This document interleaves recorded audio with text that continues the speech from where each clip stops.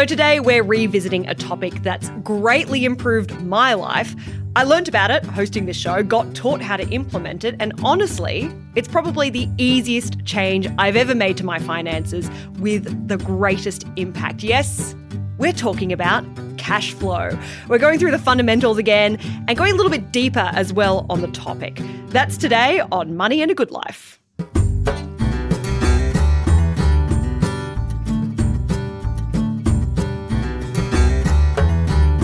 So let's talk about cash flow. This is a topic that I was a little bit lukewarm on when I first started this, and now I'm a convert. My name is, of course, Stephanie Coombs, and I'm here with Ryan Watson. You love a bit of cash flow too. Love me some cash flow. Don't do budgeting. Love me some cash flow. Yeah.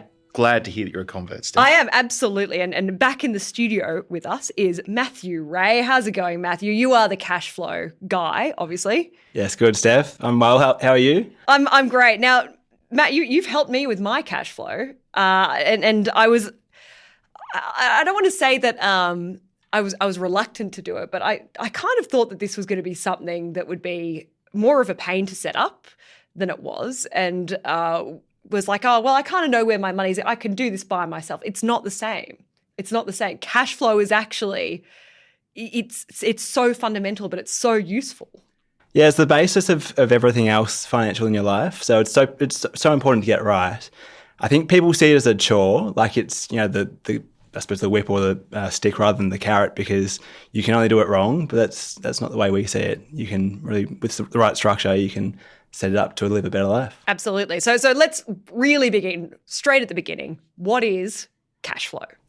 So the cash flow is just the household's income and their expenses, and then hopefully whatever surplus is left over, and then how you use that surplus. Okay. So it's a way of making sure that, you know, when your cash is coming in, you know where it's going, that it's filtering into the right places. It's not a very complicated topic, right? This isn't, you know, we're not having to bring out the spreadsheets or whatever, but it can have a huge impact on people's lives. Yeah, it's not technical, but it can be difficult because it requires behaviour, and behaviour is something hard to consistently do right. Very much so. Now, you're also, Ryan, a bit of a convert on cash flow. I don't even say convert. You've been doing this forever, right? I wouldn't say I've always been good at the cash flow side. I think a common mistake around cash flow is people often rely on or think it needs a lot of motivation, whereas with most things that are habitual, put the structure in place and allow it to do the heavy lifting for you. That's a key takeaway from me. Absolutely. I think the idea that it's difficult is actually not the case at all. It's like I think less about my money in a good way than I ever have after setting this up. So it takes a lot of the mental load off you and just means that you can just live your life knowing that you're within the right guardrails. Exactly right, because, you know, we're very realistic that people live busy lives with a lot of things going on. So just another thing for them to think about, or something they have to rely on motivation to do, it'll quickly fall by the wayside. But using the structures that Matt, particularly at Tribeca, has built, gives people a far better chance of success. So in a busy world, the structure does what it does, allows the accounts to do, and people get on with their life and doing things that they, let's be honest, probably enjoy a lot more. Yeah. And you don't have to deal on that ever diminishing resource of self-control. Because what? Is that only me? We focus self-control on other areas. Yeah. Well, that's it. Because like the thing is, like if you've had a busy week, right, and you're looking at your account and you've got $1,000 in there, and you know maybe that $1,000 has got to get you through to, you know, a couple of weeks or whatever, but you feel like you deserve a little treat that second, that money is going to look very appealing, and that's when you've got problems further on. Whereas if you look at your account, it's like, well, I know there's $1,000 in there, but all I have allocated and is easily accessible to me right now is 75. It just makes it easier to make the right decision in that moment. You know exactly where you're working. It helps the self-control. Yeah, and you're not suddenly beholden to these little dopamine hits of just doing something because it feels good in the moment without actually really registering it. Couldn't agree more. So I know that we've done a 101, but it's been a while. Can you just, Matt, talk us through how you would set up a cash flow for, you know, a normal household? Yeah. So this is, for anyone listening to this and not heard the first episode of the podcast, this is basically the context of the first podcast. But What you want to do is you want to start by understanding how much it costs you to live. So your total expenses as a household or an individual. Then you'll separate those expenses into 2 categories. Fixed expenses, which are expenses that you have to spend that are fixed in nature, that are regular. Mortgage, rent, electricity, insurances, health School expenses. fees. Yep. The whole adulting expense piece. Yeah, exactly. And you know exactly what those are going to be every month. Yeah, pretty much within a few percent. And maybe you'll review these in time, but it's not important at the start. The structure is the more important thing to establish. The other expenses are your discretionary expenses. So these are the dangerous ones. Mm-hmm. So it includes groceries, shopping on clothes and other things. It could be hobbies, coffee, takeaway food. So these are the vices. These are the things that are dangerous that you need to cap somehow, and you cap it with transfers to accounts with different jobs. So you'll have probably a couple discretionary accounts each, one fixed account, and you'll just send money to those accounts, which will in nature cap how much can be spent from those accounts. You do it regularly, and that just becomes the way you then live your life. You spend through that way. You want to automate all the fixed expenses you can, and then have a shared plan. So, conversations with your spouse, if you have one, about what you use or how much those transfers should be and what you use your surplus for. And relating this back, Matt, to understanding how important awareness is, this whole structure around money creates conscious spending, doesn't it? Yeah, exactly. That's the key piece. Yeah. Rather than day-to-day thinking, multiple taps and money going here and there, you're deliberate in terms of how much you're going to spend on discretionary for yourself for a week or a year, and then what's left over to spend on the bigger purchases or the bigger goals like holidays or property or whatever it is that's important to you. Now, I've got a very simple household, but I think that, the way that it was working for me before talking to you guys is I had, whenever I got paid into one account, which was tied to my debit card. Yep. And so, and whenever I felt like, I had a bit of extra cash, I'd sling, $1,000 or $2,000 into my offset. You'd pay yourself last, essentially. Pay myself last, exactly. So I had money come in, but that meant I always had a lot of money in my debit card. And every now and then I'd be like, oh, I should probably $500 here, $500 there, throw it into my offset, which has a larger sum of money because that's where the mortgage is coming out, right? And I didn't really have any sort of idea of how much I was spending. And, I still had the savings, and the savings were kind of going up. So that felt like I was, I was in control, right? But underneath that was this sense of anxiety that I didn't really have any idea where it was going or what I was doing. Because I was almost intentionally didn't want to know in case I was worried that there'd be bad news. But, we chatted about there wasn't bad news. That was all in my head. It was all kind of managed and I had a good buffer and it was all working well. And then we flipped it. So instead of having all my money come into the account, which is tied to my debit card, and I've just got infinite cash to do whatever I want. Which, fair to say, Matt, that's probably what a lot of people who haven't made a conscious decision on the structure do. Exactly. So not alone. Steph. Yeah. I think that's just, why would I not want it coming in? I just hadn't thought about it. It was when they asked to nominate what account does my money go into, I just chose the one that was tied to my debit card. By moving it in to my offset, which is with a different bank. So all my money now gets paid into the offset account, and then I'm paying myself a wage into my debit account, and it's less money. It's much less money than I was probably dipping into. But I on no level, if anything, I feel like I have more money because I'm aware of what I'm spending. Fair to say it's put you in charge of your money? Hugely. I'm a big one. Put you in charge of. It has, and it means that I've automated all the expenses. So every time I got a bill, I wasn't like, oh God, it's a bill. Oh God, am I okay? It's like, oh, where's the money going? That just disappeared. Yeah. Because I knew where it was all going. I didn't have to think about it. I didn't have to get that negative feeling every time I paid a bill that had to be paid. I'm gonna ask the question, Steph, without notice, and answer what you will.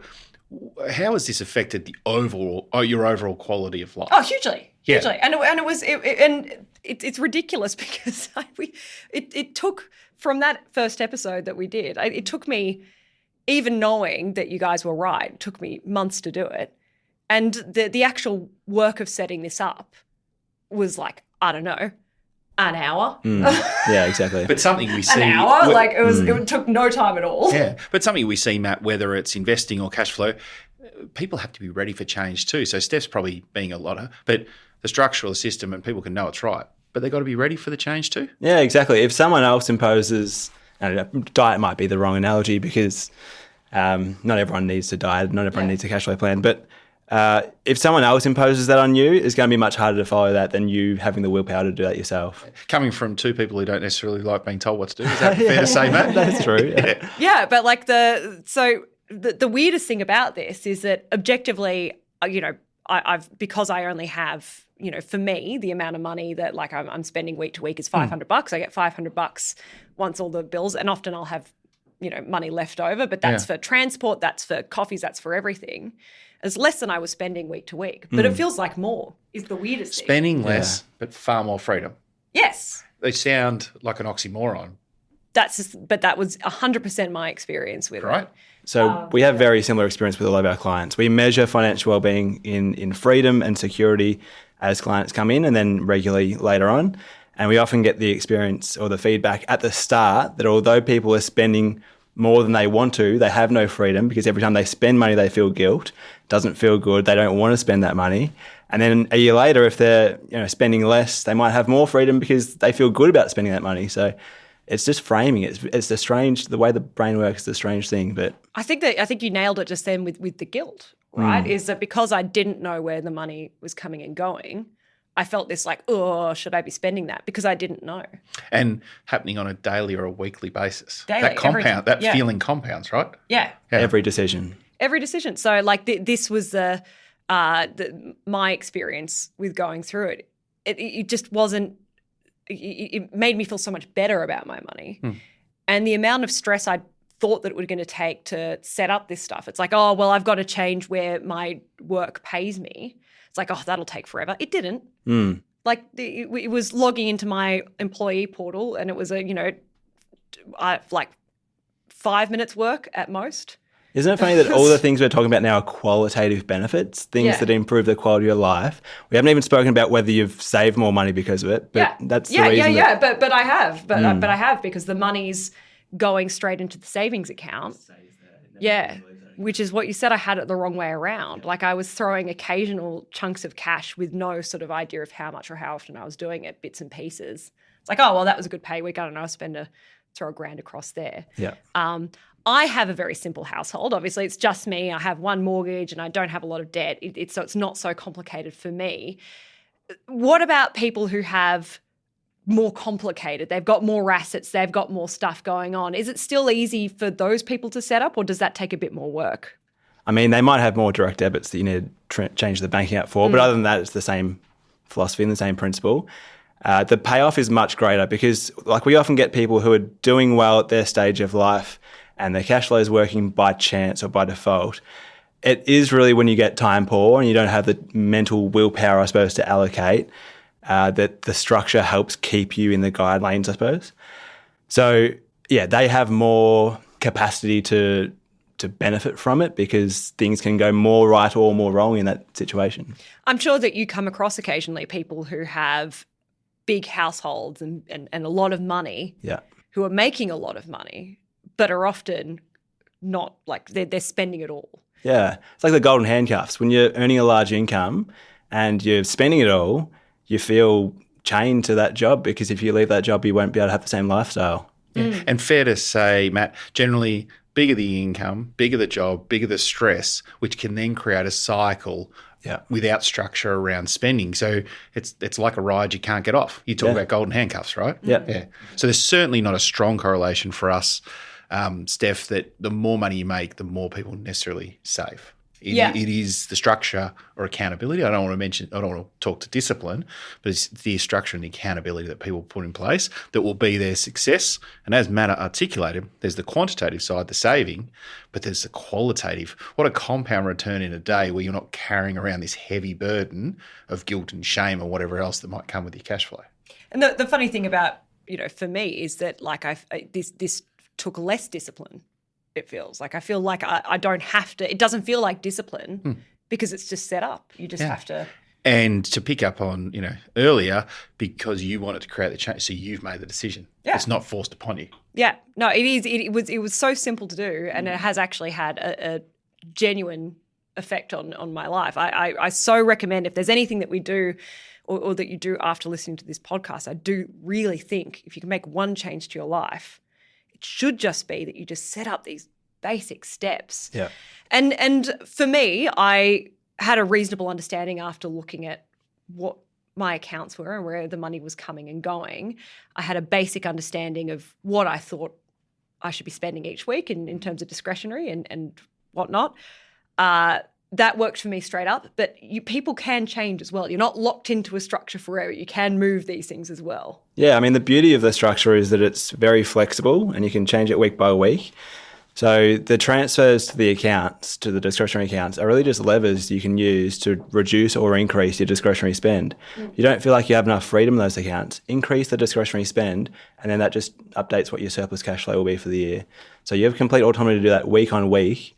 It's just that conversation with your spouse or with your advisor or whoever you're making this plan with about how that impacts the long-term plan, how you will still be able to achieve those goals that you were using your surplus cash flow for. Important to note too, Matt, that it's not all about delayed gratification. A strong cash flow structure will make sure that there is reward along the way too, right? Absolutely. So that surplus, what you get to use that for, could be the things that give you the most satisfaction. For me, it's holidays this year, and I love the fact that I know those holidays are paid for with our surplus cash flow. Yeah. Are people ever surprised by their discretionary spending once they sort of do the housekeeping and see where it's going?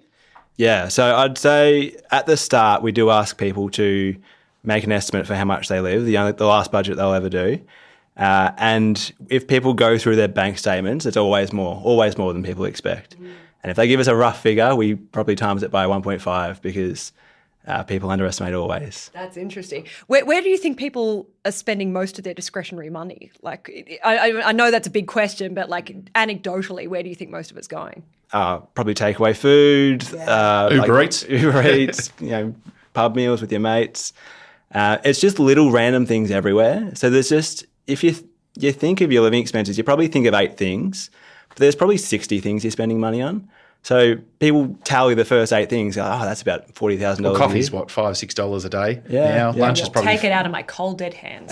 well, but that's all about decision. So same with me, right? Non-negotiable. But lunch is 15 to 20. It's but we might sacrifice or not spend money in other places where people really want to. Yeah, I think that for a lot of people, Uber Eats is so easy to let that one run away because it's like, it's only $30. I deserve it. I deserve it. Yeah, exactly. Hard. That's it. Yeah, exactly. But if you've got, and again, after a hard week, sometimes you're like, well, I'll do it just on Sunday because, I'm really tired. But if you've got only a certain amount of money in your discretionary spending and you're getting low and you know that discretionary spending has to get, it's like, well, maybe not this week. It's like it just makes it easier to make an immediate, you're not having to run maths in your head. Structure creates freedom. Yeah. So, I mean, again, like I'm a big fan of this.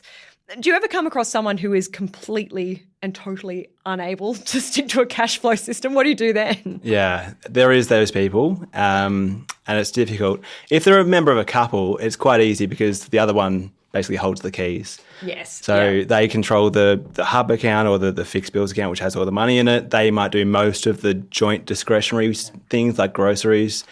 And that one person with the limited willpower, they would control their own discretionary accounts. They still have their own money to spend how they like, but they might spend it quite quickly. So what about if for those single listeners, right, Matt? And I think we've talked about this. Steph, you might have even suggested before, get a financial buddy. Yeah. If you've got a mate or a colleague or someone that you really trust and that they maybe want to go on the journey as well, and you can hold accountability there as well. Because accountability is the key word, and when you have other people to share it with, you'll feel bad if it's like having a personal trainer, right? It's like you're going to show up at the gym because they're expecting you to be there. So you need to find that person in your life if it's not your partner or if it's not your financial advisor. So I love that idea of a buddy. Yeah. For me, I think that, and this is just specific to my situation, what helps is the fact that the money is getting paid into one bank, right? Where my home loan is, it's in the offset, which is with one bank. And then because that's just whoever gave me my mortgage when I got a mortgage decade ago, right? And so that goes in with one bank, but my expenses, my debit card is with a different bank entirely. So if I run out of my discretionary money, I can transfer it across, but there's that bit of friction between me and my own money which makes it a little bit more inconvenient, right? So like to actually have to go in, type in like, oh, pay anyone, pay myself, and then I've got to wait for it to go in. That's just annoying enough that it puts me off it. Well, no, right. It's what works for people. Like I've heard of people getting different, you can get different coloured ATM cards these days. So I have different ones for different things that might be, I don't know, maybe pink's their colour or it's not. So they get the card in that colour. Yeah. They really have to be forced to spend it. But I do like multiple banks. So it's like just that other safeguard, shall we say. Yeah, another safeguard. It's also like the problem, I think, with smartphones and online banking and everything is so frictionless. Buying stuff is so frictionless. You don't have to get out the wallet and then pay the money and then you've got to like, oh, I'm out of money. I have to go to the ATM. All that's annoying. And Just you're like, tap. Yeah, exactly. Just it's tap. just so easy for that flow of money to come and go. So easy just to reach for your phone. It's like, oh, I'm out of money. I'll just transfer $20 across. So it's about creating a positive friction in your life to enable you to achieve those goals. Yeah, that's it. Yeah. And so if you've got something that's kind of like, oh, I only do internet banking on my computer. Like I don't have phone banking. So if I want to move money across, I've got to go. Like this is just for me, someone with no willpower. These are the things that make it easier for me to hold myself accountable because that extra bit of friction means that I have to make a concerted effort to go across and move outside of the parameters that I have for my own good. Sounds like a good sense of awareness, to be honest. Yeah. Well, like, this is the thing because people don't, with the ease of tapping, right? It's so simple to spend money these days. And how many decisions you need to make in a day? I think for anyone, even with strong willpower, it's just a few less things you need to think about. Yeah. But we often get the question, like, how much time a week do I need to allocate to doing this? Like, literally zero. It's like once a year you will review it. You'll make sure it still makes sense. If things change, you'll review it. But it's not week by week. You've automated everything. And Steph, you talked about where does people's money go. So if you're a tapper, 1 to 2% surcharge every time to the bank. So if you look I know, yeah, right. And it all adds up. It is, yeah. All adds up. There's a lot to be said, I think, honestly, about like a return to actual cash. Yeah. Like, if that's maybe, if you're someone who spends a lot, like, I don't know, you've got $50 in your wallet and that's what gets you through the day. And instead of like just going through the pay pathway. Yeah. So with Cashflow, Matt, we've touched a lot on expenses and that is a large portion. But what about the income lever? I think it's often forgotten, right? For sure. Your thoughts? Yeah, for sure. You would definitely agree. Oh, you start on the expenses side because it's easy to automate. But long term, people probably don't pay enough attention to increasing their income, to having those conversations, to be willing to step into the uncomfortable, to change career paths. And often that does, like we spoke about the golden handcuffs before, it starts with having that freedom to be able to take some risk. So if it's the career change and it means you step back 2 steps before you start going forward, knowing that you can do that because it's still going to work is big. Seeing the benefit or what it means to you to get that pay rise. So seeing it in dollar terms and then what that means for you to help you achieve your goals. They're the things that I think can encourage you to have that conversation to increase your income. Yeah. I think it's interesting if you do get a pay increase is to make sure you don't have that invisible lifestyle creep as well. Yep. That's it. Yeah. Often more income comes with more expenses if you don't have some kind of safeguard in place, like the structure.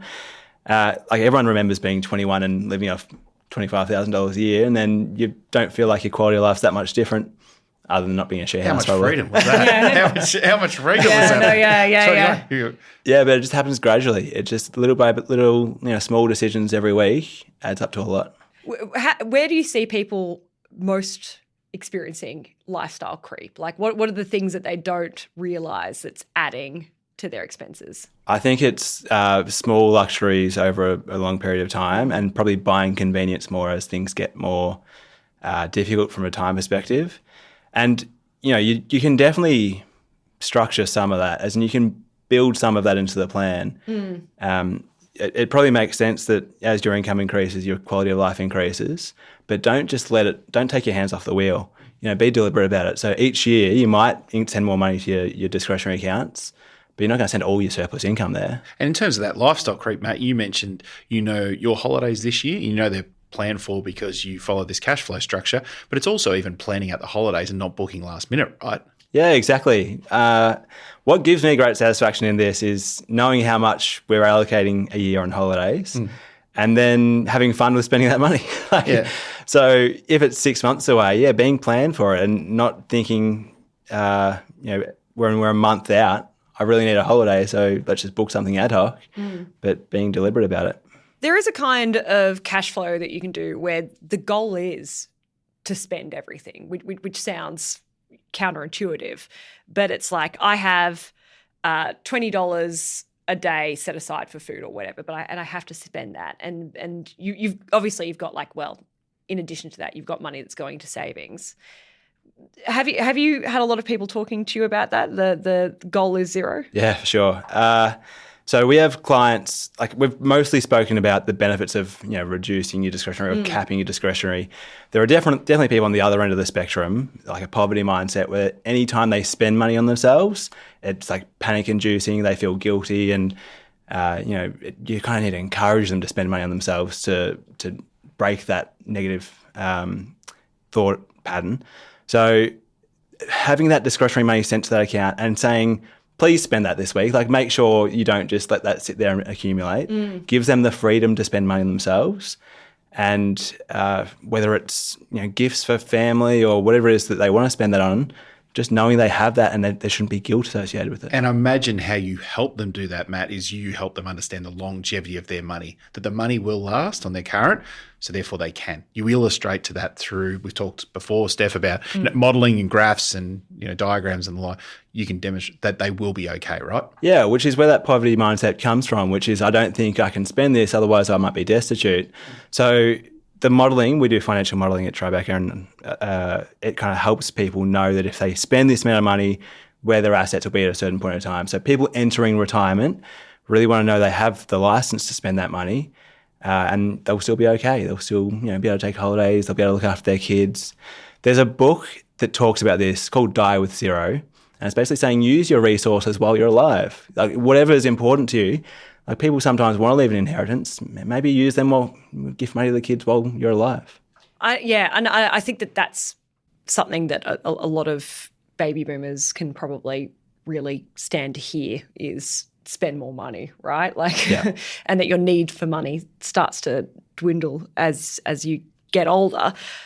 I think that the idea of knowing where you can be spending your money is important, and and again, it all just comes back to cash flow and making sure that you know where it's going, what you have at your disposal, and once you have that information, again, I can personally speak to this. You get a huge sense of freedom, and to not feel like you're guessing is actually a real gift. Yeah, and I think genuinely, without judgment, there's probably two types of money people.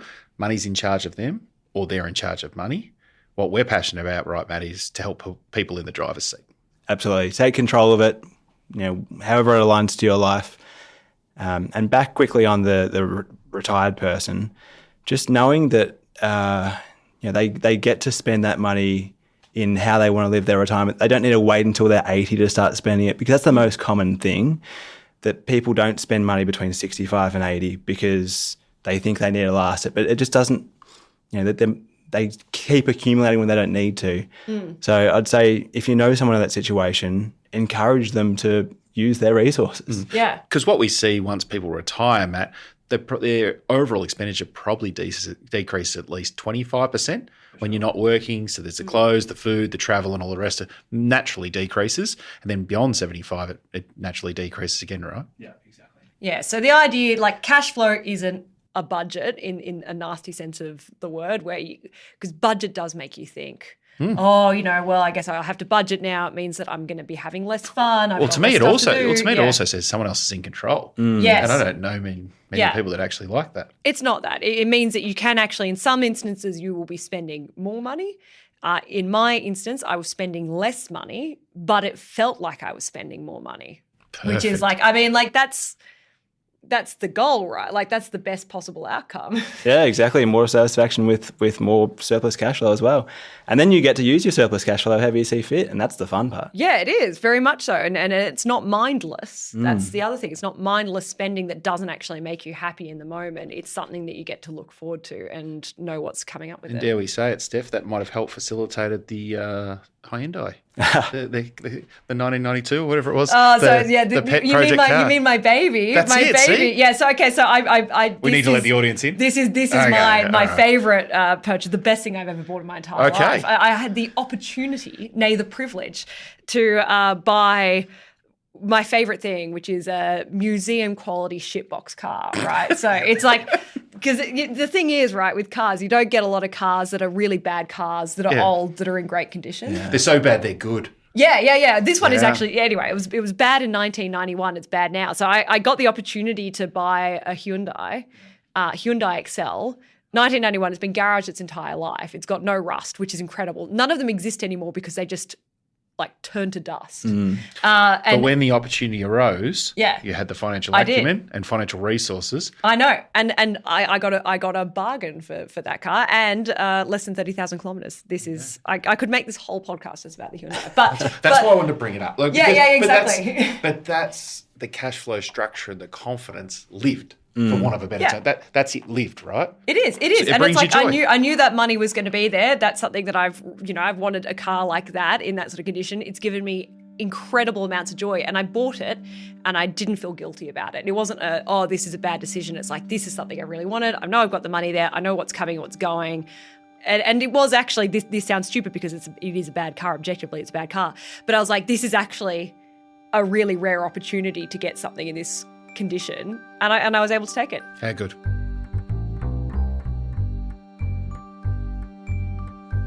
Matt, thank you so much. worries, Steph. Have it Appreciate you coming in and once again doing a little bit of a cash flow masterclass. Like I said, it's changed my life, and I appreciate your advice on cash flow because it really has actually changed how I see money. Again, if you got anything out of this episode, I do recommend that you subscribe to this podcast wherever you're listening now, because we do give lots of little advice, tips and things and tricks that I think will actually improve your life if you choose to take them up. We'll see you next time.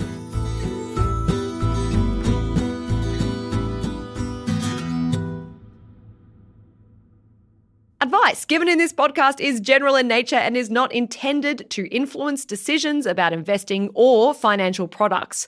Our listeners should always seek their own professional advice that considers their own personal circumstances before making any financial decisions.